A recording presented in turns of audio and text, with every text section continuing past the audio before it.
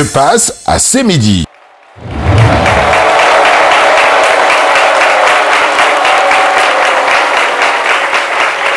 Monsieur Alphonse Niamien, bonjour et bienvenue. Bonjour. Vous êtes le directeur général d'Uniliwan, qui est une entreprise spécialisée en conseil et en formation et entrepreneuriat, qui a été créée en France en 2010. La France est le pays où vous avez étudié et travaillé.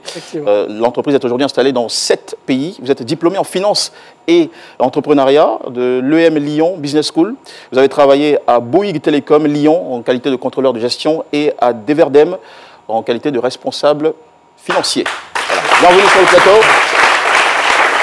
Alors, quelles ont été les principales difficultés, parce que créer une entreprise, c'est aussi faire face à des difficultés, hein. Quels ont été donc les principaux challenges, pour changer de mot, auxquels vous avez été confrontés et les solutions que vous avez produites par la suite? Merci pour la question, elle est très bien. Moi, déjà, le premier challenge, ça a été d'abord, pourquoi créer l'entreprise elle-même?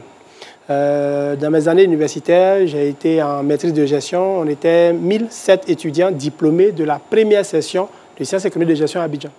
Je me suis posé la question, on ira où nous tous? Première session, on est 1007 personnes et après, du coup, la question se pose, comment on fait l'insertion? Après mes études en France, j'ai découvert en fait en France une nouvelle méthode d'apprentissage qui était totalement différente de ce qu'on a fait en Côte d'Ivoire. Et du coup, je me suis rendu compte que l'insertion part par le mode d'apprentissage. Et donc, les premières difficultés ont été de dire comment on peut réussir à changer le modèle pédagogique des écoles pour qu'on puisse aller plus vers l'emploi. Et donc, on a été confronté à des écoles qui ne comprenaient pas le modèle, des étudiants qui ne savaient pas ce qu'il fallait faire pour travailler, et ainsi de suite. Et on a parcouru quand même 7 ans à aider les entreprises et les écoles. Et ce que je peux retenir comme principale difficulté dans ces enjeux, c'est d'abord l'organisation de certaines entreprises qui n'étaient pas top, telles que des PME naissantes qui n'ont pas les moyens de se prendre des gros organisateurs qui coûtent assez cher et donc qui n'ont pas cette organisation. Les étudiants qui, eux, d'un côté, ils finissent un diplôme, mais qui ne savent pas ce qu'on en fait parce qu'ils n'ont pas l'outil minimum en termes de pratique à exercer. Même quand il fait un BTS ou une licence en comptabilité, il n'a jamais touché un logiciel de comptabilité dans une entreprise, il ne sait pas quoi faire. Et donc, les entreprises ne pouvaient pas prendre les jeunes diplômés qui sont dans des écoles. Donc, ça a été notre plus gros challenge en termes de difficultés. D'accord. Alors, tout ça vous a mené à proposer une solution que vous appelez Océane Pro. C'est quoi le contenu de l'offre pour les étudiants et les entreprises que vous avez évoquées? Oui, alors, Océane Pro, justement, a été la solution après une dizaine d'années d'exercice. Océane Pro est une entreprise qui crée des outils pédagogiques au service des étudiants et des entreprises. Alors, la première chose, c'est qu'on a un taux de pénétration en ordinateur qui est très faible en Côte d'Ivoire, donc les étudiants, même s'ils veulent des logiciels, n'ont pas d'ordinateur.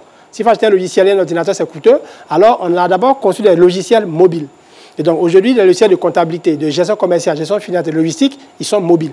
Donc, l'étudiant peut déjà, son téléphone, avoir accès pour son exercice. Les entreprises, c'est pareil. Ça coûte assez cher de payer un logiciel de comptabilité en entreprise, PME. Et donc, Océane a d'abord conçu des logiciels précis pour les étudiants, pour les entreprises, pour tout type de personnes qui en ont besoin. Ça a été la solution qu'on a proposée. Et aujourd'hui, Océane accompagne plus de 500 étudiants à travers l'Afrique en stage. D'accord. Alors, avec ces étudiants-là, ce que vous faites, c'est que vous les formez en leur donnant des outils pour les préparer à insérer ou à pénétrer des entreprises. Comment donc se fait la sélection de ces étudiants et qu'est-ce qu'ils apprennent de façon pratique avec vous? OK. Alors, un cas très concret, nous avons une entreprise aujourd'hui à Abidjan qui veut un comptable. Elle n'a pas forcément des gros moyens de débaucher un comptable, mais elle veut un comptable parce que c'est régi par la loi. Alors, elle nous fait appel pour dire, écoutez, je veux un comptable. Nous, on prend un étudiant qui a la volonté. C'est notre principal critère. On ne fait pas d'entretien pour dire il est bon, il n'est pas bon. On va sur le principe qu'il est diplômé, point. Alors, s'il a la volonté, on le forme aux outils qu'utilise l'entreprise en question. Donc, l'étudiant a ce savoir en termes d'outils et on le met dans l'entreprise avec l'outil. Donc, dans l'entreprise, il est un peu comme le dieu de cette entreprise, vu qu'il est le seul qui connaît l'outil en question, dont a besoin de l'entreprise. Parce qu'il a une formation adaptée aux besoins de l'entreprise. On l'a formé à cet outil-là pour l'entreprise qui a ce besoin particulièrement. Donc, on est sur une adéquation, mon outil, mon étudiant stagiaire et mon entreprise.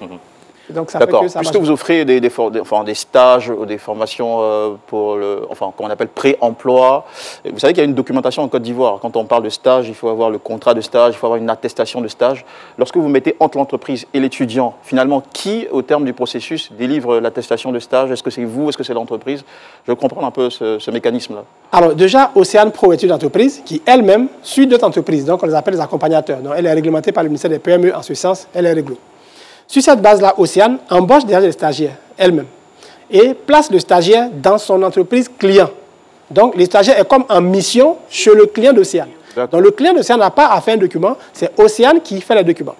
Et nous travaillons avec Emploi Jeune, l'agence Emploi Jeune, qui aujourd'hui est content de vous avec nous depuis 3 ans quand même, qui nous place des étudiants en stage. Et donc, l'entreprise que nous sommes, on fait le document du stagiaire, l'agence Emploi Jeune nous fait un document complémentaire. Lorsque l'étudiant a commencé, on lui donne un document de démarrage de stage qui lui permet de payer sa carte de bus avec la Sotra.